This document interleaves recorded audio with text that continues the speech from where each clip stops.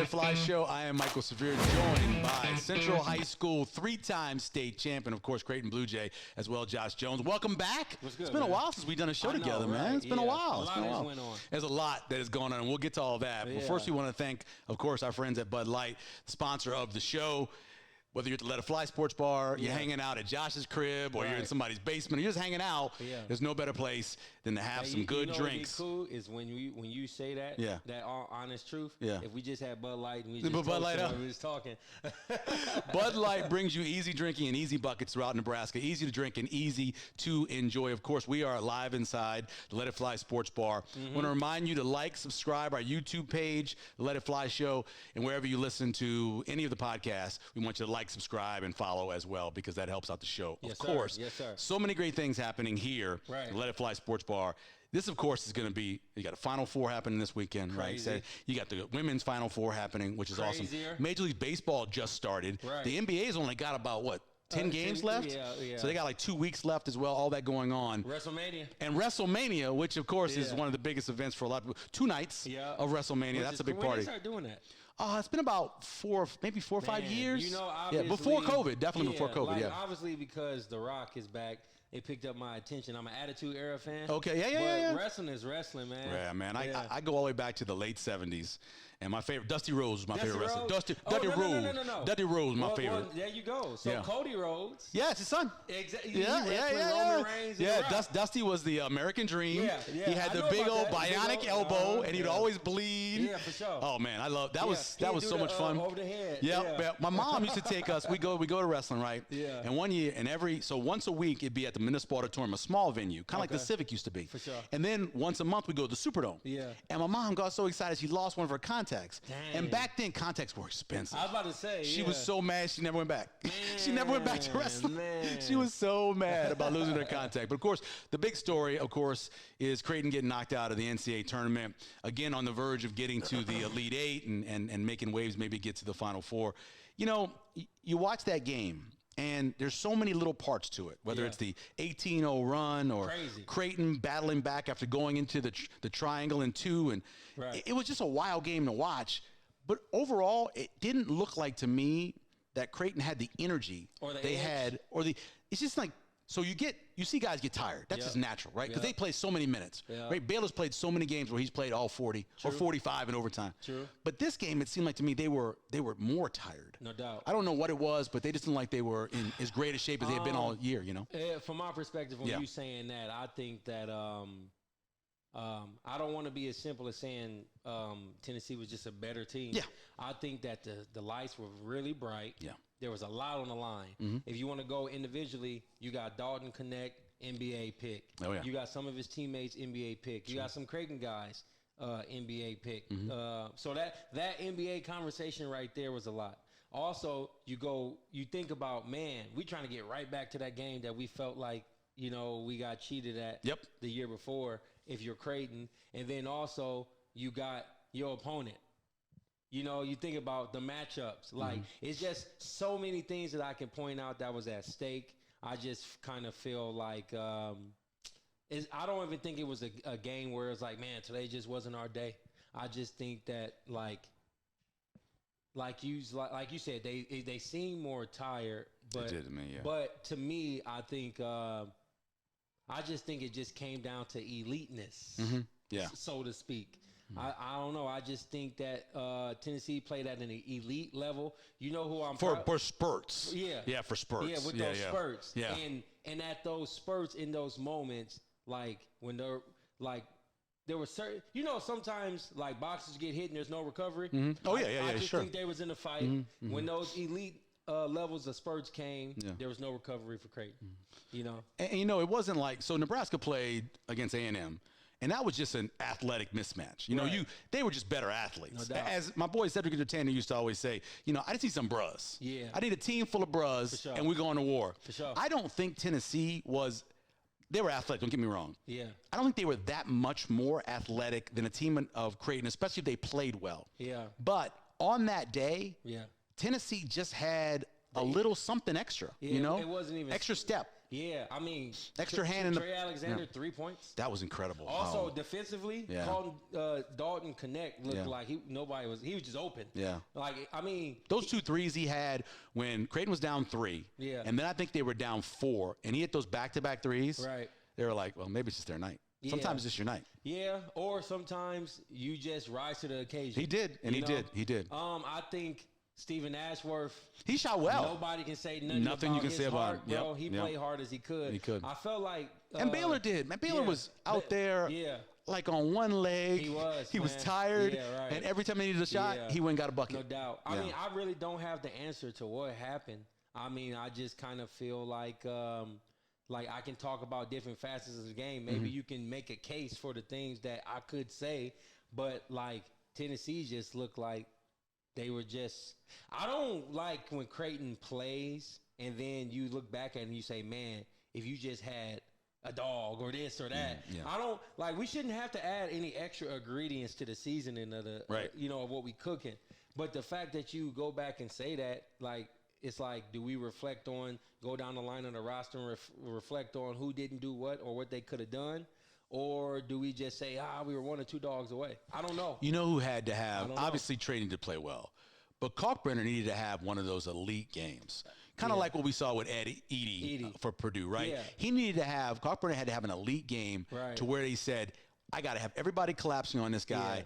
He's going to get fouled. He's going to go to the free throw line. He's going to make his free throws, and that's going to open it up for everybody else. And honestly, he didn't play horrible. He didn't play bad, but there were times in the second half where he never either touched the ball or didn't score. There was long stretches where he didn't get anything. I mean, if you get him in the game or whatever, man, even if Kalk is one of those guys where he's not even trying to get 50, 40, 20, 30.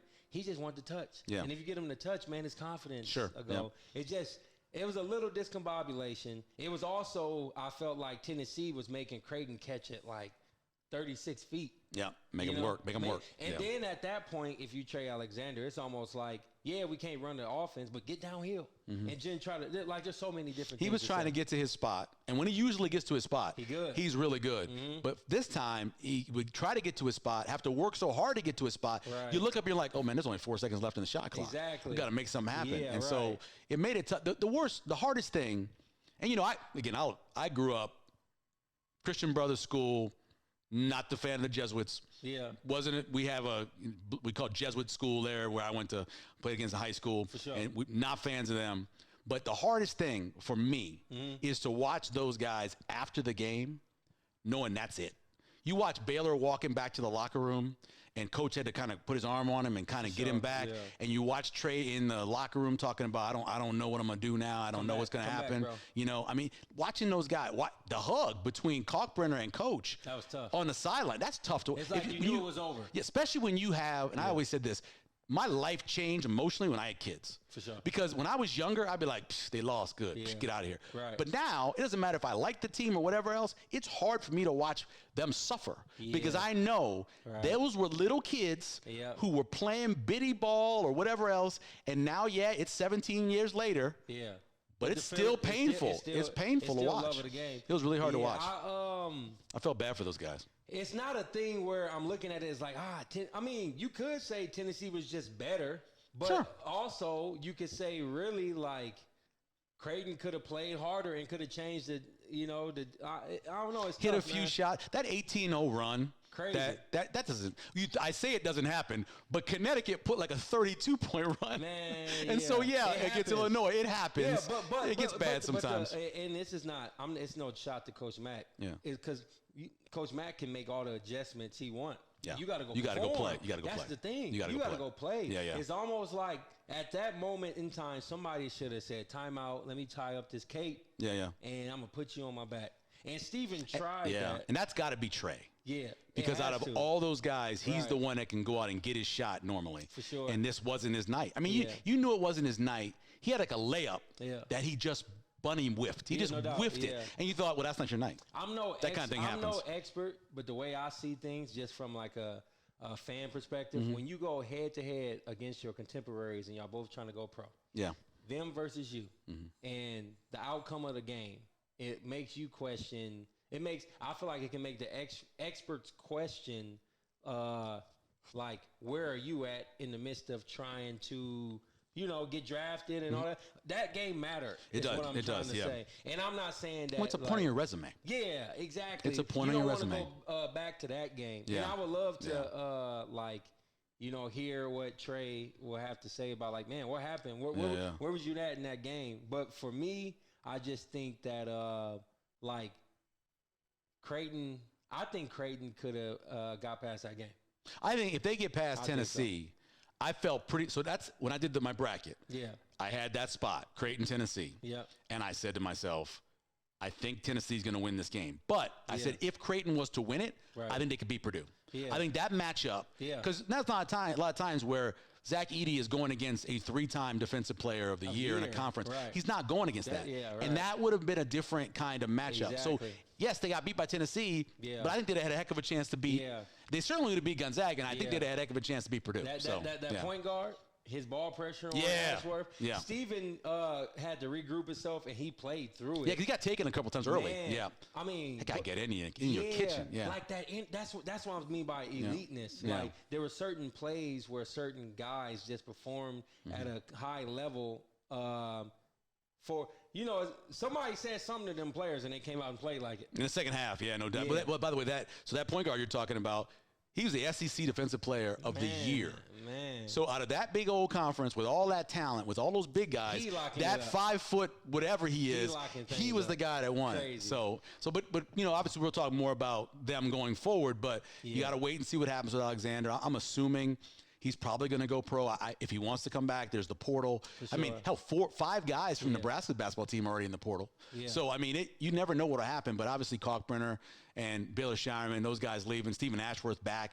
And then you got young guys who are going to have the opportunity to finally get it. But our boy, Dotzler, he's going in the portal as well. Right. So it's going to be interesting. But I think that's what we're going to have now. Mm-hmm. Every year when the season ends, it's going to be like, okay, what team, like pros, what do we do in free agency? It don't even matter how good your team was. It doesn't. It doesn't. People would just leave. They rebuild, man. Yeah, because you look, and I thought, if watching Nebraska, C.J. Wilcher had a pretty good season. I thought he'd come back and play one more year because he's going to make more money in college than he will overseas. Exactly. Nope. He's going to go find someplace else to go. Josiah Dotzler, waiting his turn, right? That's what we thought. Exactly. He's like, I'm going to try to go someplace else. Josiah's circumstance, I look at it like this.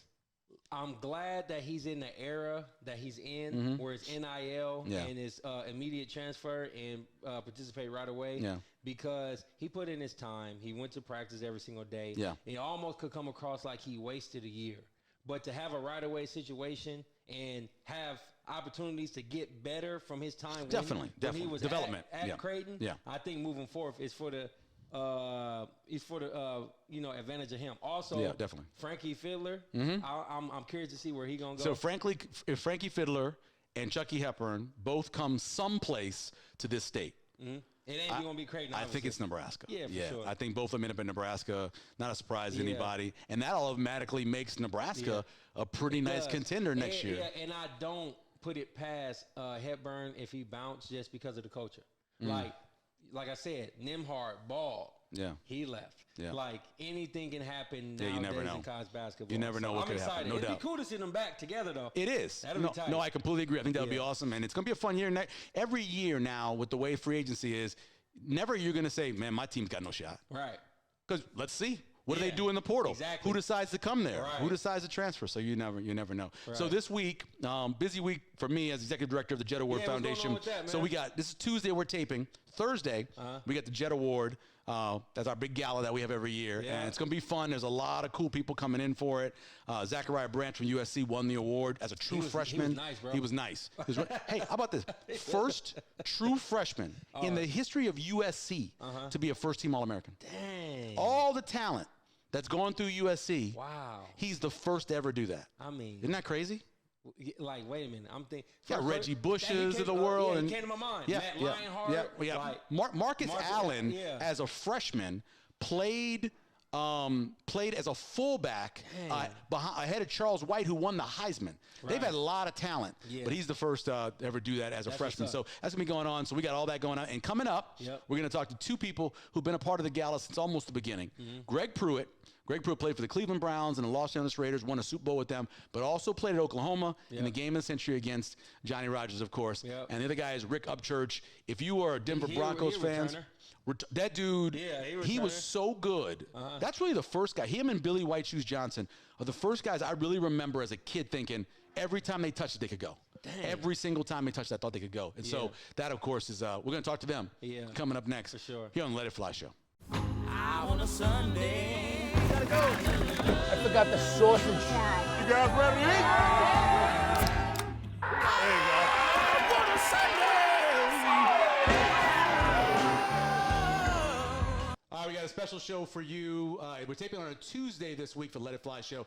Thursday would be the Jet Award Gala, and a couple gentlemen joining me who've been a part of the show for a very long time, including on this trophy back here, the guy in the back, long career in the NFL, but two-time first-team All-American in Oklahoma.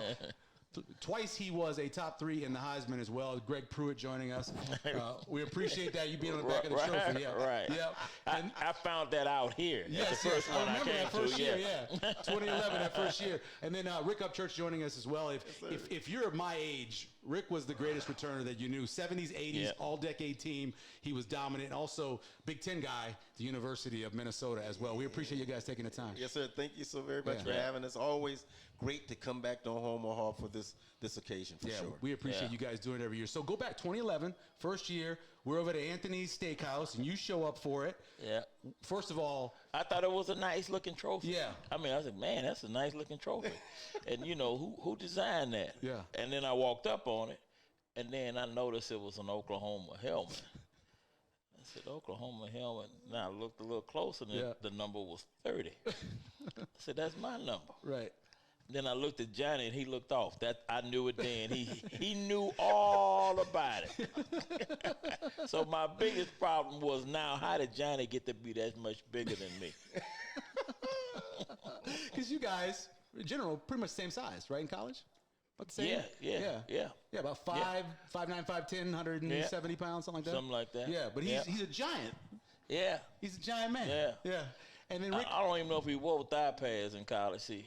Nah, probably I'm slowed him looking at down. that, right? Yeah, it's probably slowed him down. So you won in 2017 the Legacy Award. I did. And came for the first time. Yes. Tell me why you keep coming back, because you're here every year. It's important.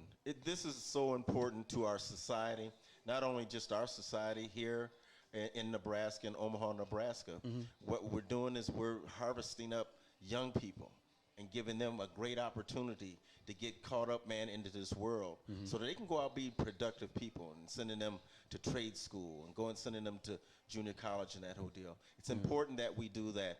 And once again, you know, we had the opportunity. Somebody took us and molded us as well. So all we're doing is coming here, helping Johnny in the same way, where we can continue to help our young people. When we were young and we first fell in love with football, we had heroes. Sure. And we've become a lot of kids' heroes. So we have to act like heroes. And I enjoy coming to talk to kids to say, most of the time they take an attitude but that don't happen to me. You know, I live in a poor neighborhood. Well, I live in a poor neighborhood. And I'm living proof that at once upon a time, I had that dream. I didn't never think it would come true. But I had people around me before I knew how good I was, directing me and making me do the right thing, make good choices, not be afraid to make mistakes, but always try to do the right thing. Right. And so I promised and I prayed on that. You know, if I make it, I'm going to make sure that the next person make it. And so this is one of the ways that I come back and make sure the kids see live that, you know, there's some good things out there for you. You just got to make good decisions. He talked about, you know, looking up at these stars. You're a little bit younger than those guys, right? So you watched Johnny play in college as a guy coming up. Right. As a guy who was a great returner both in college and, of course, in the NFL, was Johnny one of the guys that you admired growing up in terms of return guys? I certainly did. First, it was Gale Sayers. I would watch Gale Sayers when he was playing in Chicago. I'm from Toledo, Ohio originally, so we always got their games, especially when they played Detroit. And so after the game, I would go out in the yard and put my 40 on and act like I was Gale Sayers. Right. Yeah. And then when I went to Indian Hills Community College, Johnny Rodgers here at Nebraska and Oklahoma, I loved that game. Turkey Day game, man, and I would get my popcorn and I would sit there and watch Greg and watch Johnny perform. I was in junior college down at Indian Hills Community College then. Right. And so to watch them and to mimic them was everything to me. It really was. Rick Upchurch and Greg Pruitt joining us here on the Let It Fly show. So there's no greater rivalry, especially over the course of those 4 or 5 years where Nebraska and Oklahoma playing each other. Everybody watching, as you said, on Thanksgiving. Right. You guys are great friends.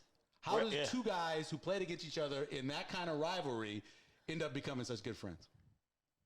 We were fortunate to make Kodak All-America, and we went to get that award. And in getting that award, I met Johnny.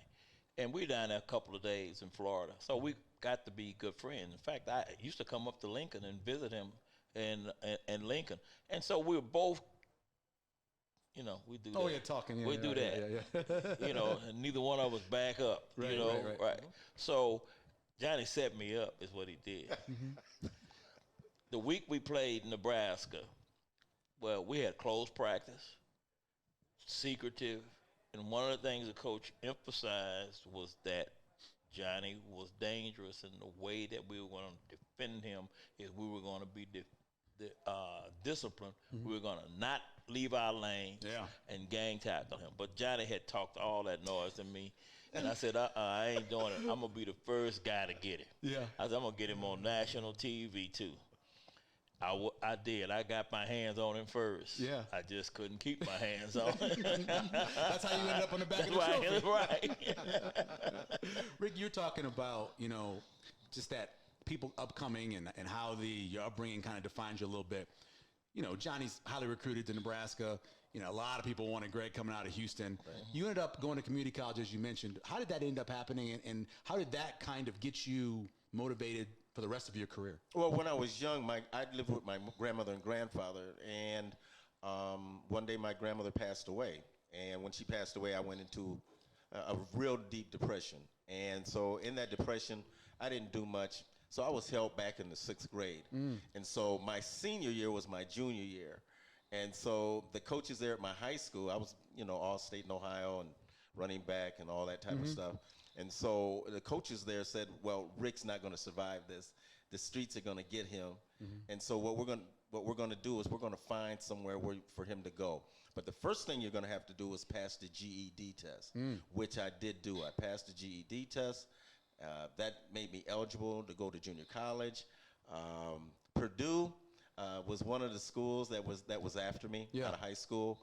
And the coaches there, man, told Al Daniels about me. And so they watched the film. My high school coach sent the film to Indian Hills Community College. They saw it, and they said, get him here immediately. Oh, nice. And so I went to Indian Hills Community College. They put me on the plane and was there. I was a 2-time All-American there at Indian Hills, and then decided to go to University of Minnesota. So that's how that trail was blazed. Yeah. I want to correct you on highly sought after.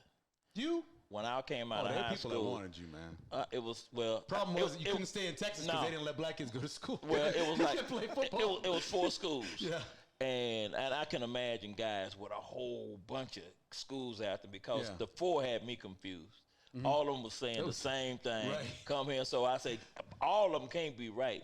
So I'm frustrated, and my mom told me, she said, listen, when you come home tonight, we're going to sit down, we're going to make a decision. Yes. I said, okay, I'll welcome the help. So when I came home, like I said, 4 schools was after me. I only had 1 envelope. So I looked at my mom. I said, I thought there was some more people that was after me. She said, well, Texas Southern, University, Houston, and the University of Houston, they too close. They too close to your friends. That's a good point. You got to get out of town. And then the other one was like Oregon. And she said Oregon was too far. Right. And then Oklahoma. I had 3 guys that were a year ahead of me that went to Oklahoma. And so she knew, my mom was a beautician, so she knew all the women in the neighborhood. So she had already talked to them. So she made that decision for me to go to Oklahoma. Yeah, I always try to tell people, so I was born in 1969. Right. That's 2 years before the University of Texas football team integrated. Right. Yeah. Right? That just tells you how it wasn't that long ago. Right. And you know why, don't you? because they got their butt. I was going to say, guys like you and guys like Sam Bam Cunningham at USC put a whooping on them, and they were like, Alabama's like, well, I guess I got to give me some of them, right? And so guys like you going out there and showing what you can do, integrated the sport. Yeah. But also for me, I'm being an all-state football player and track and that whole deal, I said to myself, and I told the coaches, I don't want to go to a 4-year school. I said, I don't want to go to a 4-year school because back then, remember, freshmen could not play. Couldn't play. Right. That's correct. And so you were on the freshman team. The freshman team, and they used you for crash dummies. That's exactly what you were, scout team. And I said, oh, no. So it was really the right thing for me at that particular time to go to junior college. We played for a championship. We won a championship there in that ODO and made some great friends. In that environment, you make so many good friends because you're not on a big campus. Right. And so we were really tight-knit, and we're still tight-knit today, all of those guys from Indian Hills. And you're all on the same level, right? Yes. Because, honestly, you go to a community college, especially now, compared to going to a 4-year school, you have as much money, everybody's kind of, doing the same thing, going to the same McDonald's. You obviously become really good friends. Absolutely. Right. So you get to Oklahoma, and, they're already good, right? Let me go back. Let me back up a little bit. I was a quarterback my senior year in high school. Yeah. And I was switched to wide receiver because I had 3 guys, like I said, had gone ahead of me, and they made the team. They were starting. So the Oklahoma was interested in our players because they were good enough to play for them and start. Sure, right. So my coach told Oklahoma that if they wanted to continue to get guys from my school, they had to take somebody every year. Not when a good guy. Every year you got to take a guy. And so I was the best we had coming out, but I played quarterback. So they actually switched me to wide receiver. And thank God back then the coach say jump, all you can say is high. Yeah. You couldn't do nothing different because I didn't like that move. I thought about quitting. But I couldn't, plus I had to face my mom. I thank my mom for that. But so I go to Oklahoma. There was a guy behind me named Gene Settlers. Gene Settlers, everybody was after him in the country. And the coach said, if you want Gene Settlers, you got to take Greg. And you can send all the recruits you want, coaches, my guys, go where I tell them. And he was telling the truth. So Gene Settlers, in fact, went to UCLA, though. Oh, okay. But he thought I'd need that 1 year to be able to showcase if I, that I could play. Yeah. But in my career, that was three times I thought about quitting. And high school from the quarterback position, I thought about it. Yeah. Then when I go to Oklahoma, I go out, I work hard, and you can't play varsity as a freshman. Yeah. So, but I started on a freshman team, and so when I came in, they switched me from wide receiver to running back. Very smart. And at the time, I didn't, Sure. I thought I could play wide receiver, but I was a good wide receiver. So then from that, I went to second team running back. Oh, right. And that's when I'm finna go now. I'm leaving here. I know I can play for somebody. Y'all don't want me, fine. But then I made the mistake, being a young guy, is I try to go to a junior college in the state of Oklahoma. That ain't happening. No, people call phone So calls. the first thing they do is call and try to get permission. So the coach calls me in and say, "You happy here?" I say, "Yeah." You sure you happy? I say, "Yeah." He said, "Well, why the coach call me and tell me?" I said, Snitches. I told him, right. I told him, I said, "Well, at that time, I was thinking crazy, coach, but now I'm fine now." But now I realize then that I couldn't go to a school in Oklahoma. I had to go to a school somewhere else. So I thought about trying to call the University of Houston or go back to Texas Southern. But the first thing I had to do is I had to let my mom know. Oh, yeah. And so my mom, like I say, was a beautician.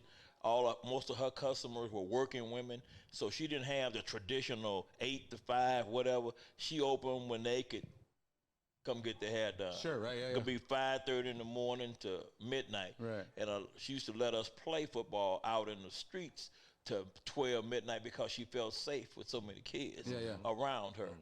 And so I called my mom, and it was, what is it? Yeah. Now, my mom was the kind of woman that if you said something stupid, she'd holler at Yeah, I She got one of scream those. at I you. got one of those. Yeah. And so I said, Mom, I'm leaving Oklahoma. And I didn't hear nothing. Right, yeah. So I called, I said, did you hear me? And she still didn't answer me. I said, Mom, I'm leaving Oklahoma. Did you hear me? And so she started talking. Write this number down, 7132. I'm trying to figure out what the number is. So I said, whose number is that? She said, that's your uncle's number, which was her brother. I said, oh, he going to come get me? She said, I don't know. That's going to be a conversation that you and he going to have. I said, oh, okay.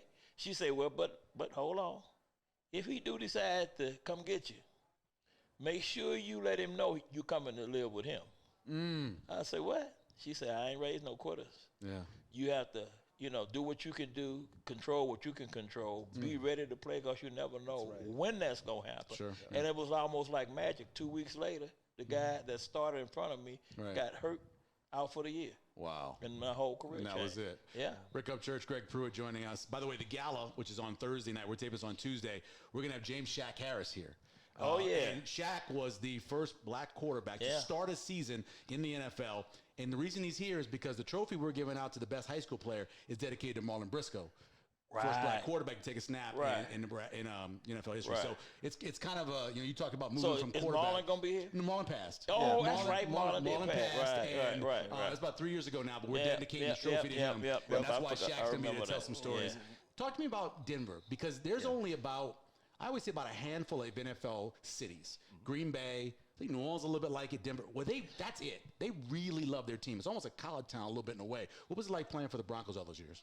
Well, first and foremost, I just wanted to, tip my hat to Marlon because he came to Denver and he was the first black quarterback there in Denver. Yep. So we honor that for sure there in Denver, and we thank him for blazing that road for all of the guys that are playing today. But to play in Denver, I knew nothing about Denver at all. Yeah. I was at University of Minnesota. I'm from Ohio, so I knew nothing west of the Mississippi. Right. And so when I got to Minnesota, it was Kansas City. Kansas City was the ones that were coming and watching me along with the Minnesota Vikings, playing right there in their backyard.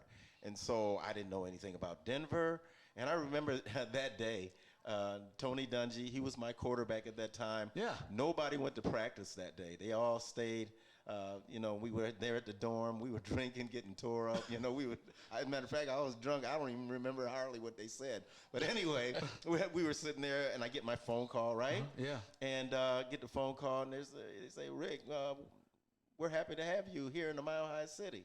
I said, the Mile High Where? City? I said, where's that at? Yeah. And Tony Dungy, being very intelligent, he said, wait. He went in and grabbed a map and brought it out and laid it out in that hotel. And he said, oh, here it is right here. See that right there? And I'm like, Denver, Colorado, Denver Broncos, they got a team? I said, and then I saw the colors. They were blue and orange and all of that stuff. And I said, those are some ugly doggone uniforms. I'm like, oh my God, this is where I'm going. But, it worked out. God has a plan. Yes. It's not our plan. Yeah. And sometimes we just got to keep our mouth shut and roll with it. And so I remember as a rookie flying in on that airplane, never seen a mountain before in my life, right? Never saw a mountain before in my life. And when we came down and came through those clouds, I remember it had snowed. And those peaks, man, were the most beautiful things I've ever seen in my life. I said, man, I'm in heaven here. I said, I'm good with this. But the one thing that got to me was the thin air. Yeah. So I had to adjust to that thin air. Yeah. And so getting there and working out there, great town. They call it a cow town. Those folks came from everywhere. Remember, Denver's in a region. We're in that Rocky Mountain region. So you're talking about Wyoming. You're talking about Utah. You're talking about western Kansas, western Nebraska, Arizona, New Mexico. So you were their team. Yeah, we were their team. So we filled it. We filled that house. Every week. Every week. Loyal fans, great fans. Didn't have a winning program until 1973. They had a win. 74 they won. And then in 75 we went, we fell back 6-8. Then we went 9-5. And then we ended up going 12-2. Craig Morton. Beating the two Super Bowl champions before that, Oakland and Pittsburgh, and making it to our very first Super Bowl. And that was I pinched myself because so many guys like Floyd Little that was there. He said, Rick, I never had the opportunity to. So to have had that opportunity to taste that wine, man, was great. And you played in Cleveland, which another city like that, loved their Browns, dog pound, and all that. And you kind of were suffering along a little bit. And then you get the opportunity to go to Los Angeles, the Raiders, with all that talent. Did you feel like you got a whole new life? Well, the Raiders is just completely different than everybody else. Yeah. And you know, I went to the Raiders my 10th season. Yeah. And so I'm feeling like, you know, I got a lot of yards, but not one for the Raiders. Yeah. You know, so I got to make this team. Right. You know, and then I say, and Marcus Allen was the first round pick. He was their first pick. Right. So what I remember when the first day he introduced all the guys that come from other teams. Yeah. And the Raiders were different in that when you go into your 9th year, you know, guys start looking at you, miss a step, or you might be a little slow, or maybe you might start looking for somebody to back him up. And that was the complete opposite of the Raiders. Yeah. You hadn't proved nothing if you was a rookie or 2 years, but the guys that had been around were proven guys. That's right. And that just made you get that confidence back and play. I mean, we just had a different approach. And like you, when we won the Super Bowl, I didn't believe it until I read it in the paper the next day. That's right. I refused to believe it. That's right. It's amazing because that is something about those teams, and they kept giving guys chances. I mean, like Plunkett was, you know, essentially a bust in the draft, and they're like, nope, we're gonna give him a shot. Ain't gonna make it in there. Let's talk a little bit about why this event is special to you. You come back every year. Is there something about it, the way the gala's held, or anything that you guys look forward to? Go ahead. It is, because once again, we as ball players, we were never recognized for what we did in college, right? Kickoff returns, right? Punt returns and those type of things, and we did very well at it, but we were never recognized, right? And Johnny, you know, leading the show with that whole deal, and he says, well, wait a minute. If no one's going to do it, I'm going to do it, and I'm going to call these guys who did it as well, and have them a part of this. And so when he called me and says, Rick, you know what, I have a program called the Jet Awards. We raise money for kids to go to, you know, to school and that whole deal. And he says, I just, you know, nominated you for, you know, the Legacy Award, and I want you to come. And so when he did that, that gave us recognition as far as what we did in college. And I'm so thankful for it, because we set some standards for the younger ball players so that then they could, you know, raise the standard even higher. So for Johnny to do this, and along with all of the folks that are helping him, we're thankful. I'm thankful for sure. Yeah. He really opened the door in terms of opportunity. High school, you can win this award. We have a high school award. College, you can win this award. In the pros, you can win this award. So a guy playing this sport, playing this for a living, got 3 shots at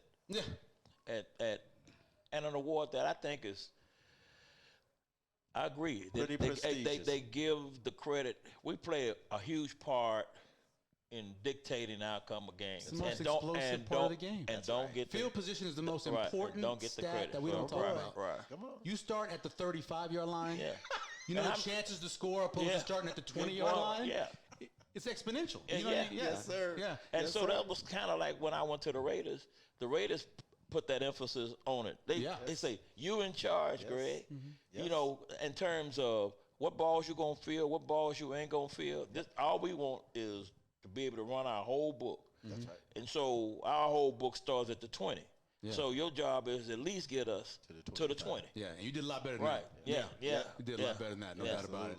Rick Upchurch, Greg Pruitt, we appreciate you guys coming back every year. Yes, sir. We're looking forward to the Wednesday welcome dinner. That's going to be fun. And the gala is going to be awesome this year. I'm really excited. Absolutely. You guys can be here. Well, glad this to gives me be a here. chance to clean up a little bit. My wife, she puts my bag together. Yeah. And she puts everything together, so she loves it. But it's a great opportunity for all of us to come together and do something positive for this world and this society. We're looking forward to it. Thanks, guys. We Hey, appreciate thank it. you. All right, welcome back. We appreciate Greg Pruitt and Rick Upchurch joining us. It was a good conversation. Those guys, the best thing about this whole thing every year when they do it is that so many great storytellers. And matter of fact, Shaq Harris, who's going to be at the event and be giving away the Mr. Football Trophy, Shaq Harris played at Buffalo and played with O.J. Simpson. And Shaq Harris has the best. If you just sit down and listen to Shaq Harris tell you stories about O.J. Simpson, your day is made. Is this? Oh, I mean, this ain't weird. It is what it is. Yeah. I got like a, I'm saying, I'm trying to tread lightly as I say this. Yeah. I like O.J. Simpson. Dude, I had his poster on my wall as a kid. I used to watch Naked Gun. Naked Gun, yeah. He is a good actor, he was bro. funny, man. Norbert, So he I'm was. just saying, I can't look. What happened after? I can't say anything about, but I can tell you when OJ was playing, it was OJ Simpson for me. It was Jay Foreman's dad, right? Chuck Foreman, who again another guy that I loved watching. Walter Payton, those are my guys. I mean, growing up, that's what I liked watching. So I watched Naked Gun, and then I started asking like my mom and people questions about OJ, and it's like, man, he had the Hertz commercials. Oh and like like, he was really one of the first I black just stars to cross over into mainstream media the way he and did. That's where Jay-Z got the phrase, "I'm not black, I'm OJ." I'm OJ, exactly. Well, he said that. OJ said that in an interview inside the Coliseum. He was like, "I'm not black, I'm OJ." Yeah, it's different. I feel him though. I know. It was different. There's a great line from Do the Right Thing, and I'm not going to say the line, but he's like, "You're a fan of Prince, right?" He goes, "Yeah." He goes, "You're a fan of Michael Jordan, right?" And Michael Jordan. He goes, "Yeah." Because those aren't N-words. He goes, they're just whatever. He's like, no. See, you can't separate that kind of thing. But you gotta take one to know one. Exactly, yeah. We want to thank Greg Pruitt and Rick Upchurch for joining us. We appreciate it. As always, King Val Elvis running the show. We appreciate him. Sure. Mac Pittman will cut the whole thing up. Normally, our social media maven, Meg is here. She's not here this time. But of course, where is she? Oh, is that what it is? She's hanging out with her boyfriend, Joey Hauser. That's what she's doing, right? That's good. Yeah, basketball player. Thing, man. Yeah, no doubt. We want to thank our presenting sponsor as well, Bud Light. When you're hanging out at the Let It Fly Sports Bar or wherever you are, it brings you easy drinking and easy buckets throughout Nebraska. Easy to drink and easy to enjoy. We appreciate Bud Light for that. I'm not sure who we have next week, but go to our YouTube page and check out all the interviews we've done so far. There's a lot of really good ones on there. All different sports, all different topics. Check that out as well. And also while you're there, subscribe and like to the YouTube page as well. Josh, take us away. It's Josh Jones here with my boy Michael Zavere. You know how we do it. It's a Let It Fly show.